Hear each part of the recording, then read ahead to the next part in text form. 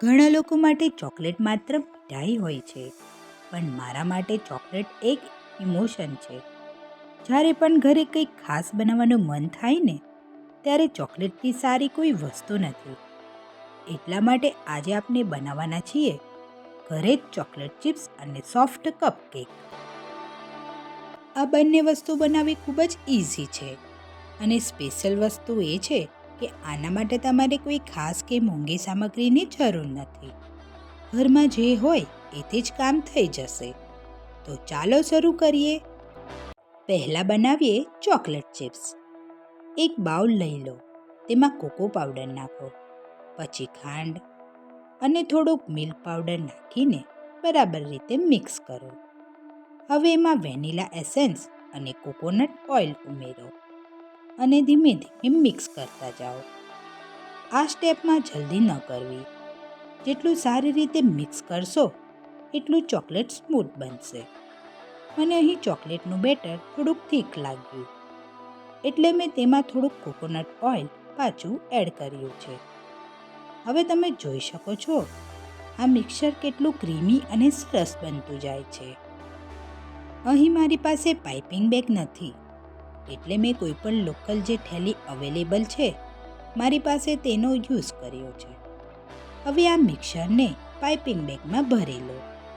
ઉપરથી રબર લગાવીને કોનને સિક્યોર કરો, જેથી કરીને આપનો કોન છૂટી ન જાય અને આપણે સરળતાથી ચોકલેટ ચિપ્સ બનાવી શકીએ. ચાલો હવે આ પાઇપિંગ બેગને કાતરની મદદથી થોડી કાપી લઈએ. હવે એક પ્લેટમાં બટર પેપર પાથરીને તેના પર નાના નાના ડ્રોપ્સ બનાવો. આ પ્રોસેસ ખૂબ મજા આવે એવી હોય છે. મેં આ રીતે ચોકલેટ ડ્રોપ્સ પાડીને તૈયાર કરી લીધા છે. હવે આ પ્લેટને ફ્રીઝમાં 10-15 મિનિટ માટે સેટ થવા માટે મૂકી દઈશું. થોડી વારમાં આ સેટ થઈ જશે અને તમારી હોમમેડ ચોકલેટ ચિપ્સ તૈયાર થઈ જશે. હવે બનાવીએ સોફ્ટ ચોકલેટ કપકેક. અહીં મેં 2 packet hide and seek biscuit લીધી છે. તમે આ બિસ્કિટની જગ્યાએ કોઈ પણ ચોકલેટ બિસ્કિટનો યુઝ કરી શકો છો. આ બિસ્કિટને ગ્રામમાં માપીએ તો 200 ગ્રામ જેટલા થાય. હવે આ બિસ્કિટને મિક્સર ગ્રાઇન્ડરમાં ક્રશ કરી લઈશું. ક્રશ કરેલા બિસ્કિટની અંદર 4 મોટી ચમચી જેટલી ખાંડ ઉમેરીશું અને સાથે 1 ગ્લાસ જેટલું દૂધ ઉમેરીશું. હવે તેને મિક્સર ગ્રાઇન્ડરમાં ક્રશ કરીને સ્મૂથ બેટર તૈયાર કરી લઈશું. આપણા બેટરની સ્મૂથનેસ કેટલી સરસ છે, નથી કોઈ જાતના લમ્સ. બિલકુલ આ રીતનું સિલ્કી સ્મૂથ હોવું જોઈએ તેનું ટેક્સચર. હવે આપણે કેકને બેક કરવાના છે.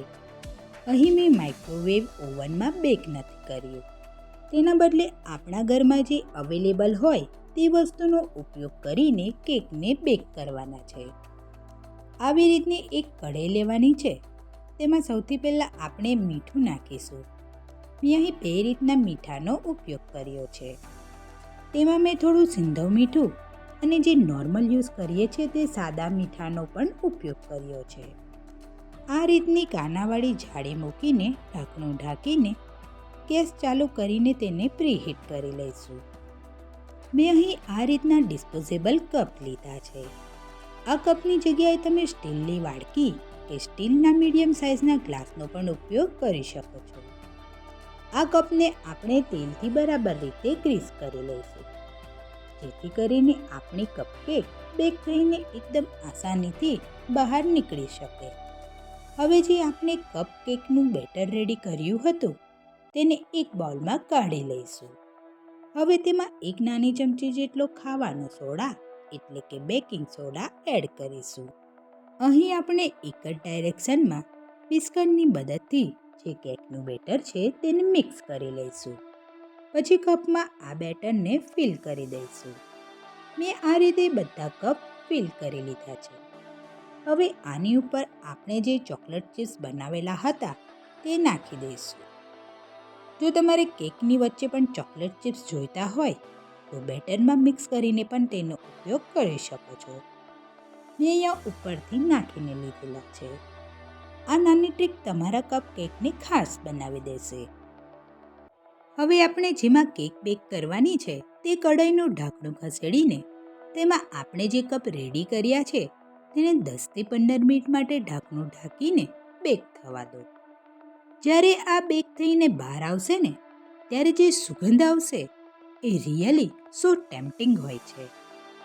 10-15 મિનિટ પછી આપણે ચેક કરી લઈએ કે આપણી કેક કૂક થઈ ગઈ છે. આવી રીતે ટૂથપીક અથવા તો ચપ્પુની મદદથી તમે ચેક કરી શકો છો કે કેક બરાબર રીતે કૂક થઈ છે કે નહીં. અહીં આપણી ટૂથપીક એકદમ નીટ એન્ડ ક્લીન નીકળી છે. એનો મતલબ એવો છે કે આપણી કેક બરાબર રીતે બેક થઈ ગઈ છે. હવે જુઓ આ કપ કેક કેટલું સોફ્ટ અને ફ્લફી બન્યું છે અને ઉપર ચોકલેટ ચિપ્સ પણ એકદમ સરસ રીતે મેલ્ટ થઈ ગઈ છે. એક બાઇટ લો ને તો માઉથમાં જ મેલ્ટ થઈ જાય એવું લાગે. આવું કંઈક ઘરે બનાવો ને તો ખરેખર દિલ ખુશ થઈ જાય. તમને આ રેસીપી ગમે તો લાઈક જરૂર કરજો અને આવી સરળ અને ટેસ્ટી રેસીપી માટે જેનુસ કિચનને સબસ્ક્રાઈબ કરવાનું ભૂલતા નહીં. અને કપકેક ગમ્યો કે ચોકલેટ ચિપ્સ નીચે કમેન્ટમાં જરૂર લખજો. તો એપિસોડ 4 માટે રેડી છો ને ફ્રેન્ડ્સ? તો આપને મળીએ નેક્સ્ટ એપિસોડમાં. ત્યાં સુધી બધાને મારા જય ગણેશ.